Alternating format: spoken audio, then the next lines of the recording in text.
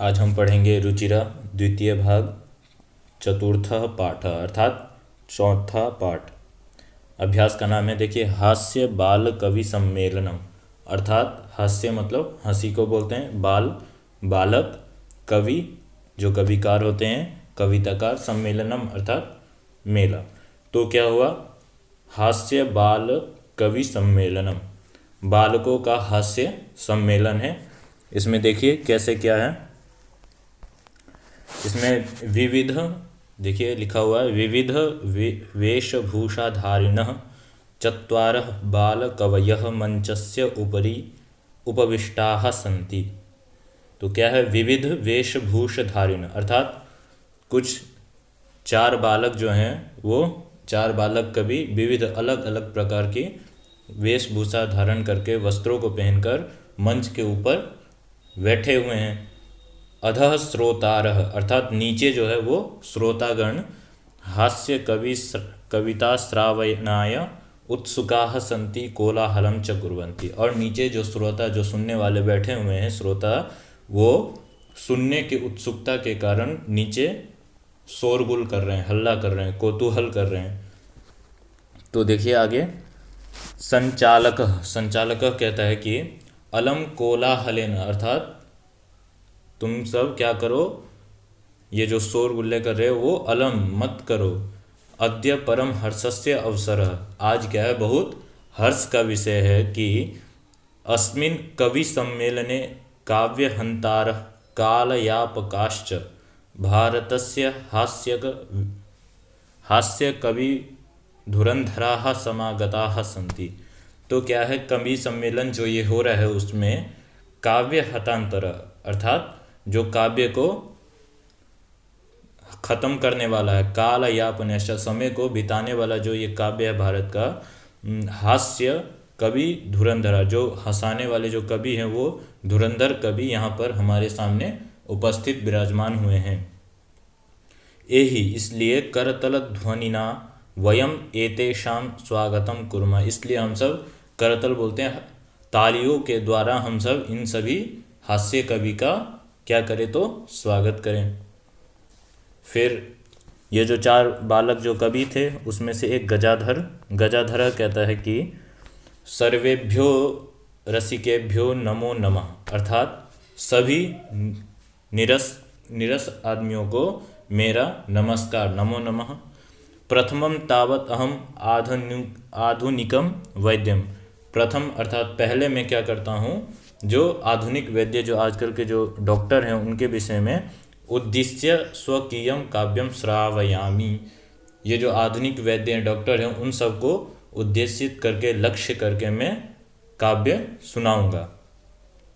तो काव्य क्या सुनाता है, तो देखिए, वैद्यराज नमस्तुभ्यम यमराज सहोदर यमस्तु हरति प्राणान वैद्य प्राणान धनानि च।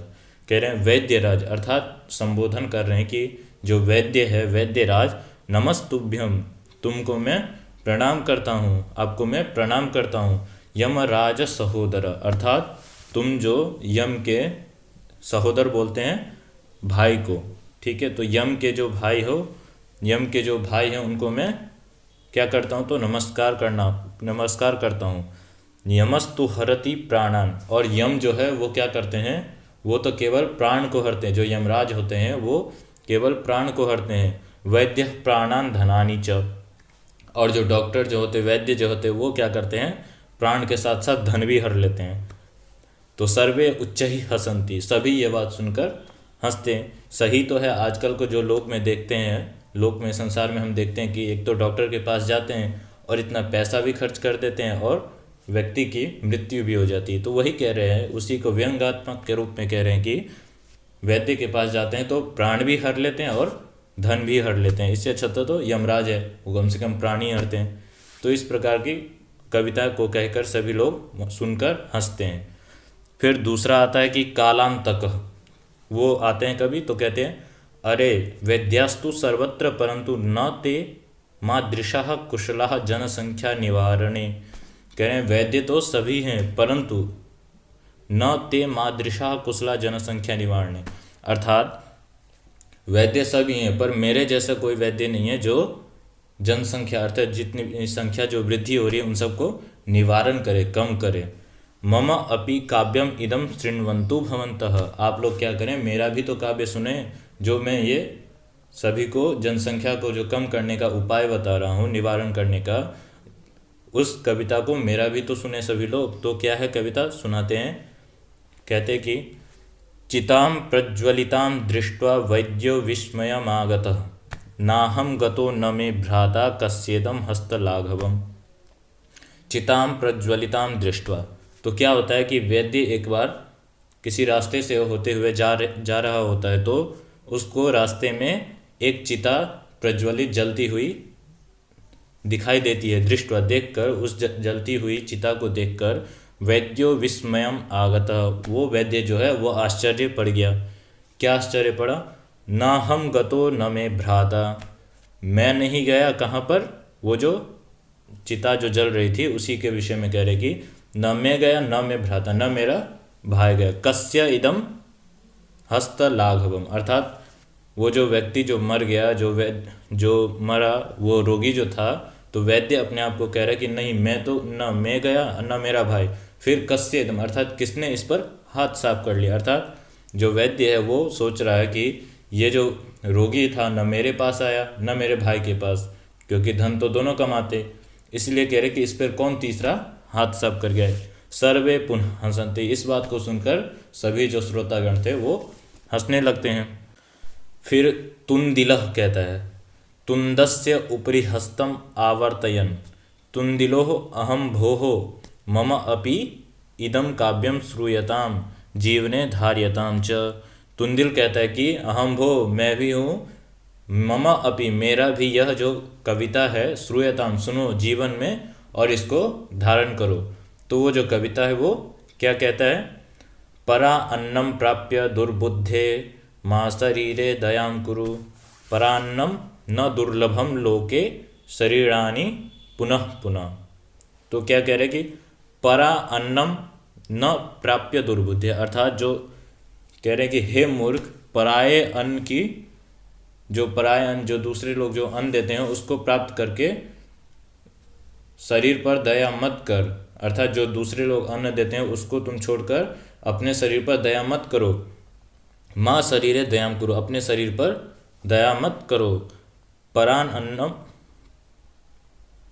पराम न दुर्लभम लोके शरीराणि पुनः पुनः, ये जो लोक में जो हमें शरीर मिलता है वो बार बार नहीं मिलता है, इसलिए जो भी तुम्हें दूसरों का अन्न खाने के लिए मिलता है उसको तुम खा लो, क्योंकि ये जो शरीर है वो बार बार दया करोगे तो तुम्हें ये बार बार जो जीवन है वो तो मिलता ही रहता है, पर जो अन्न है वो बार बार तुम्हें नहीं मिलेगा। सर्वे पुनः अट्टहासम कुर्वन्ति, इस बात को सुनकर सभी लोग हंसने लगते हैं। फिर आगे में देखिए, चार्वाकः, चार्वाक क्या कहते हैं, आम आम, अर्थात हाँ हाँ, शरीरस्य पोषणम सर्वथा उचितम एवं, ठीक है कि जो शरीर की पुष्टि के लिए हमेशा ये चीज़ उचित है कि भोजन पोषण हमें करना चाहिए। यदि धनम न अस्ति, और यदि धन ही नहीं है, तदा ऋणम कृत्वापि पौष्टिक पदार्थः एव भोक्तव्य, तब जो ऋणम कृत्वापि, अर्थात कहीं से ऋण लेकर, जब धन नहीं है तो तुम क्या करो, ऋण लेकर पौष्टिक पदार्थ को खाओ। तथा कथयति चार्वाक कवि, और तो चार्वाक कवि क्या कहते हैं कि यावत जीवेत सुखम जीवेत ऋणम कृत्वा घृतम पिबेत, अर्थात जब तक तुम जियो तो सुख से जियो, और ऋणम कृत्वा घृतम पिबेत, और तुम्हारे पास जब धन नहीं हो तो दूसरों से ऋण लेकर घी को पियो। इस प्रकार से चार्वाक कवि कहते हैं। फिर श्रोतारः, जो श्रोता जो सुन रहे थे वो क्या कहते हैं, तर्हि ऋणस्य प्रत्यर्पणम कथम, अर्थात हम जब दूसरों से ऋण लेंगे तो उसको वापस कैसे लौटाएंगे। तो चार्वाक कहते हैं, चार्वाक कवि हैं, वो कहते हैं कि श्रूयताम मम अवशिष्टम काव्यम, अर्थात सुनो तुम मेरा जो बच गया काव्य है उसको भी तुम अब सुनो। घृतम पीत्वा श्रमम कृत्वा ऋणम प्रत्यर्पयेत जना, अर्थात घी को पीकर श्रम करके ऋण को तुम चुकाओ, वापिस करो। तो जो लोग हैं वो क्या करें, जब भी जिए तो सुख से जिए, नहीं है तो ऋण लेकर घी पिए, परंतु घी पीकर श्रम करें और उस ऋण को वापस लोगों को चुका दें। फिर काव्य पाठ श्रवणेन उत्प्रेरितः एकः बालको अपि आशु कविताम रचयति।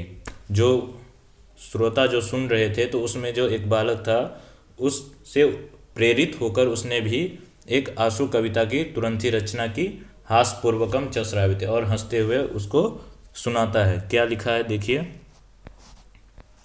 बालक कहता है कि श्रूयताम श्रूयताम भोः, अर्थात सुनो सुनो, भो मम अपि काव्यम, अर्थात मेरा भी तो काव्य है, सुन लो सभी।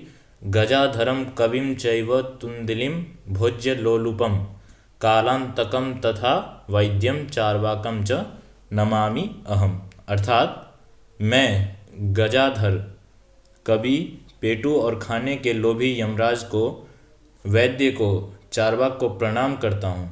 तो इस प्रकार से बालक जो है वो इस पंक्ति की तुरंत ही रचना कर कर उसको सुनाता है। काव्यम श्रावयित्वा हा हा इति कृत्वा हसति अन्ये च अपि हसन्ति सर्वे गृहं गच्छन्ति। तो इस प्रकार से कवि जो सम्मेलन था उसमें सभी लोग सुनकर बहुत प्रसन्नित होते हैं, सभी खुश होते हैं और सभी अपने अपने घर चले जाते हैं। तो शब्दार्थ देखिए, इसमें शब्दार्थ सरल है। अधः नीचे, कोलाहलम शोर, काव्य हंतारः काव्य को नष्ट करने वाले, कालयापकाः समय बर्बाद करने वाले, धुरंधराः अग्रणी श्रेष्ठ। तो इस प्रकार से बहुत सारे शब्दार्थ दिए हुए हैं, वो सभी को स्मरण कर लें। यहाँ दिया हुआ है देखिए, सबसे नीचे में है श्रावयति सुनाता है, भोज्य लोलुपम खाने का लोभी, अर्थात जिसको भुक्खड़ भी बोलते हैं। तो इस प्रकार से सभी शब्दों को आप स्मरण कर लेंगे।